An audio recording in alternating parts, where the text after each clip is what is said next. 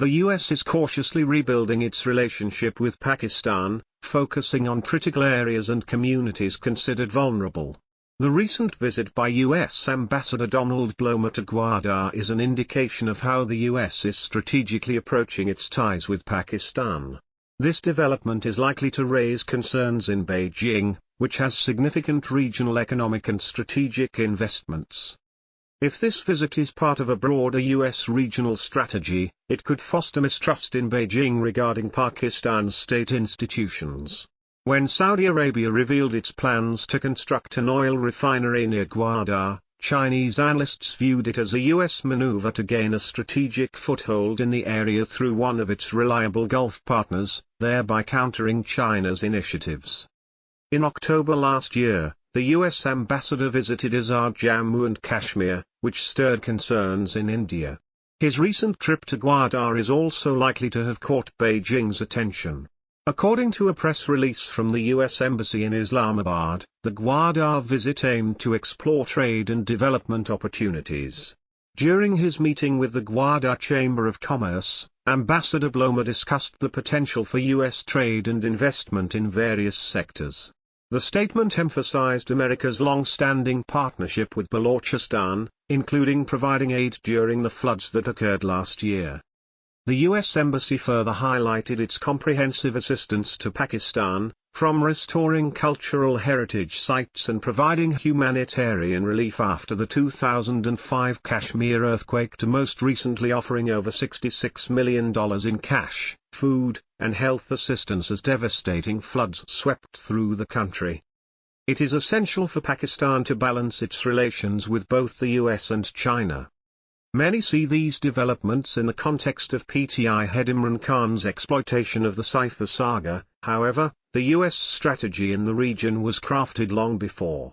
The U.S. is also investing in cultural and educational initiatives, ranging from Muzaffarabad to Gwadar, as the U.S. press says that in the educational sector, American support is bolstering programs at the Balochistan University of Information Technology, Engineering and Management Sciences and the Sardar Bahadur Khan Women's University. Additionally, the U.S. empowers the next generation by developing literacy and educational materials in Balochi and various local languages. Nations in crises often become sensitive about their identity and culture, adopting a mindset of victimhood. They may feel oppressed due to their religious, cultural, racial or linguistic identity. U.S. diplomacy and aid appear to be focused on these sensitivities, targeting specific areas and communities for engagement. In contrast, China's approach is centered mainly on development, opting to collaborate primarily with secure sectors and with public sector involvement. China has constructed schools in Gwadar and initiated several other welfare projects. However, U.S. development efforts tend to receive more attention due to their extensive partnerships with NGOs. This is a weak point in China's development model, one from which they could learn from both the U.S. and European nations, although such engagement would likely entail higher costs. The U.S. appears to be effectively intervening and enhancing its reputation in areas where China faces security challenges and a negative public perception. This suggests that the geopolitical competition between the two nations will likely intensify in the coming months and years. Amid this unfolding dynamic, two critical points must be addressed concerning the impact and role of state institutions. Pakistan faces a complex set of economic and strategic challenges, making it essential for the country to balance its relations with both the US and China. However, state institutions must carefully assess and evaluate the risks associated with failing to maintain this equilibrium. Pakistan has long been concerned about America's strategic and geo-economic partnership with India. It aims for a moderate level of engagement with the US, largely because of its dependence on defense and textile exports, but also because of the need for geopolitical balance. While Islamabad's policymakers generally favor closer ties with the US, this preference raises concerns for China. Nonetheless, the partnership between the US and Pakistan is mutually beneficial and entails minimal costs, financial, trade-related, strategic or political. Pakistan seeks to avoid an armed conflict with India, a stance that aligns well with U.S. interests. The U.S. has often played a role in diffusing tensions between the two nations, leading Pakistan to trust America's capacity for diplomatic intervention in complex issues with India more than it trusts any other country. While China has been a mediator in other regional tensions, such as between Saudi Arabia and Iran, its ability to act impartially in the intricate relationship between Pakistan and India is questionable. There may be legitimate concerns about U.S. neutrality, but Washington derives significant leverage from its political optics.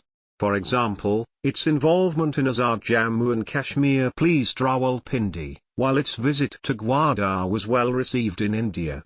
Such diplomatic maneuvers highlight perceived weaknesses in Pakistan's state institutions. The relationship between the US and Pakistan is so critical for Pakistan that it has granted access to American aid agencies to operate in sensitive areas. High-level military communication between the two countries remains intact and fully operational. In addition to ongoing counter-terrorism discussions, Pakistan's federal cabinet, under the PDM government, quietly approved the signing of a security pact with the US. The Communication Interoperability and Security Memorandum of Agreement has the potential to strengthen defense ties and could pave the way for Pakistan to acquire military hardware from Washington. This development comes after the expiration of a previous agreement, which was signed in 2005 and that lapsed in 2020.